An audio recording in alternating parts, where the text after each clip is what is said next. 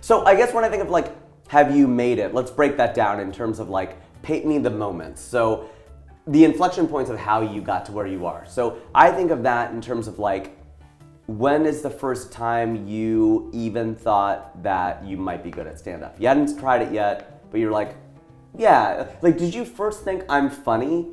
Or did you think I'm gonna try stand-up? What came first? I think I thought I had an interesting perspective. And when I would do like speech and debate and public speaking in high school and tournaments, is it me?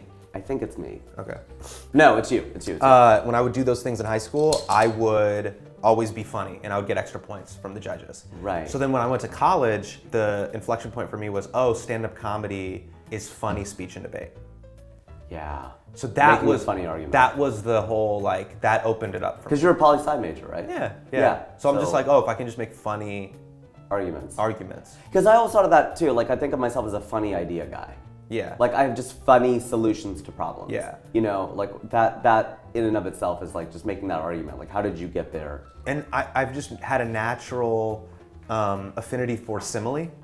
Like, I was really good at saying, this is like this. Yeah. You literally said like after you said simile. That was perfect. Yeah, but people would always tell me, oh, that's such a great, you connected those two things. Right. But that's really all stand-up comedy is. Totally. You take like a generic thing that happens and then you compare it to something that's more relatable. Yeah. Yeah. So then you get the idea to do stand-up. Yeah. You start, obviously. What was that point? Was that 03, 02? 04. 04 is when you started? Yeah, September 04, September 04. So you've been doing it for 13 years? Yes. Okay.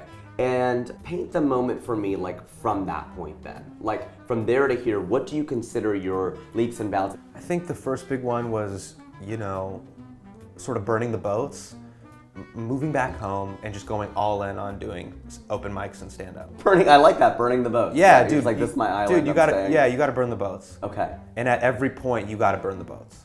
When you try to get to the new piece of land, just burn the boats. And so that was like, hey, you're not gonna do the traditional college thing where I live in the dorms, now I live in the apartments with my friends. It's like, you're moving home, you're gonna save as much money as possible, and you're gonna take your parents' car and you're gonna drive to gigs. Wow. In Sacramento and San Francisco. Yeah. So It's not about, whatever, beer pong and hanging out, doing that. Yeah. That's dead. You're doing this now. And you just gotta go all in on this. And you do. Like you don't drink. Right. That's right. a big thing. Right. I think it is. Right. And it's also because I always thought of it like, you and I would give each other props, like, wow, we work really hard. But I remember somebody said about you, it was like, yeah, but he doesn't drink. That's a big thing. Like, Hasan eats and lives and breathes comedy. Like, everything, your life felt like, speaking of offense, defense, like, you're just on the offensive. You're just, I think of Big Sean, I got no hobbies. I thought of you, I'm just like, that's totally HM. Right. But I'm very lucky. I found a thing that I loved. Yeah. I got fired from all my other jobs. Safeway fired, Ning. Office Max fired, Ning fired. Office Max fired? Yeah. How'd you get fired from Office Max? I just couldn't get myself to do it. I quickly saw the end of the road. Right. Like I was just like, oh, this is how it ends? This is the best, this is pointless. Why am I selling printers? I would get into these big heady, like, what is the point of this? Yeah. I mean, a lot of it's went through. Like, I loved working at Procter & Gamble, but at the end of the day, I was like, what's the end game? Like, I'm selling soap. Yeah, it's not to but me. there's more to life. There's other people that are like, I'm selling soap so I can go be on the softball team and go home and watch Game of Thrones and be with my family. It's fuel for the engine. Yeah, absolutely. But for me, I'm like, screw that. They have 80% of my life.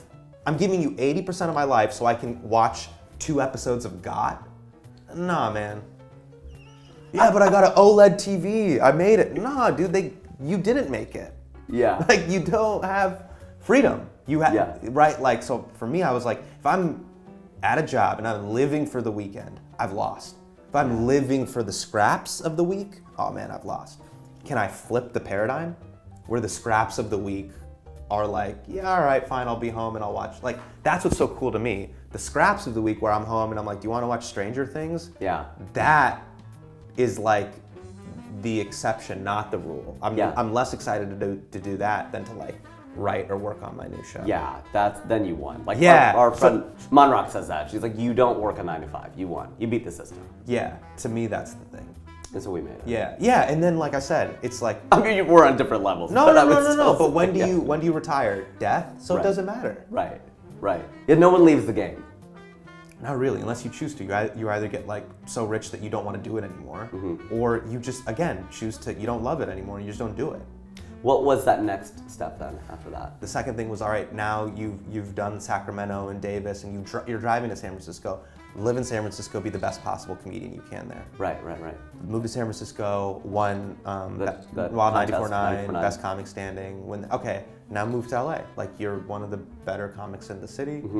You've honed your craft, moved to LA and try to rise in the ranks. And when I moved in 2009, and from the time I left in 2013 or 2014, that was the thing. Can I try to build traction and make it happen? And the next big inflection point was, I think, getting hired at The Daily Show. And then So before Daily Show, what was that point in LA where you felt like you did accomplish that? It was just little victories, getting a TV credit, making a viral video, and getting, having that connect. Getting new faces. Was that Spider-Man? Was that the first one? No. I think it was The Truth. Ashton Kutcher pop shows. Okay, it's like Ghostface. That was like a big inflection point for me. Like, oh man, you can make something that's purely your voice, and it resonated and popped with people. How much of that was industry versus your own stuff? So like you were always on the grind with The Truth, with Ghostface, with all those things, but then you had like Ridiculousness or Philosophy, and Disaster Date, and all those other things you were doing.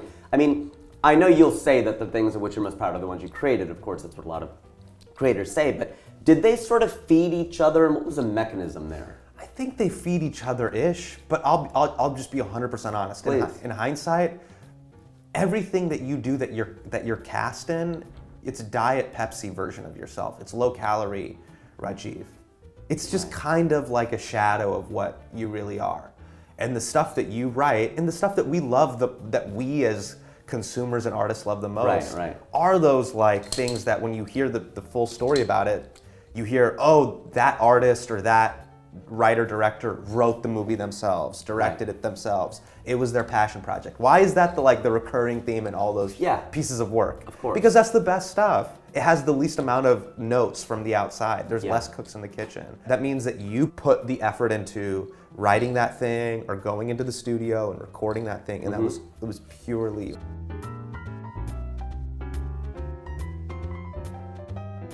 So let's do some fun ones.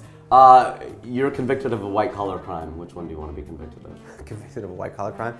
Banking, because you get off. Yeah, clearly. That's true. As a white person, I don't know about a brown person. I don't know. Maybe you will. Do they do the brown bankers they don't get thrown in prison, do they? No, because they can. There's states that have laws like Florida where they can't confiscate your assets, and you're still falling out. You may go to like minimum security prison, and all that kind of stuff. So you get away with it. Yeah, like that's the new like you want to be like a legal drug lord. Just get into banking. Yeah. What's most exciting live sporting event you've seen? Game 7 NBA Finals. When LeBron, the block. Yeah. I mean, I saw it live, man. I saw it there. That's so nuts. It was so crazy. And the silence that was in that room. Oh my God. I can't tell you how happy I was to see the entire Bay Area just get their life sucked from them. Dude, you blew a 3-1 lead. Yeah. They came back. Cleveland came to Golden State. Phenomenal. And straight up jacked you. Yeah. It was incredible. When all the chips are down. Yeah. Ridiculous. That should be the ending.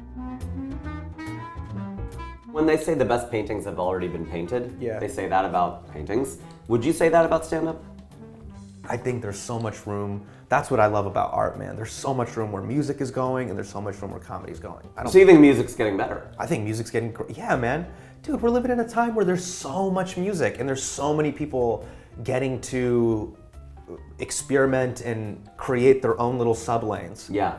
It's not about, now we don't live in a time where Jimmy Iovine has to say, okay, you're the one. Yeah, no gatekeeper. Yeah. So what that allows is that there's like this plethora of styles and of musicians and cross-pollinating within genres and new genres being formulated underneath larger genres.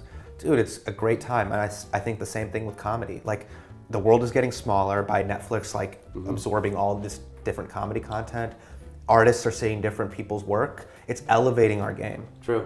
I think we're living in like a renaissance for art. That's awesome. That's a great way to put it. That's an encouraging way to put it.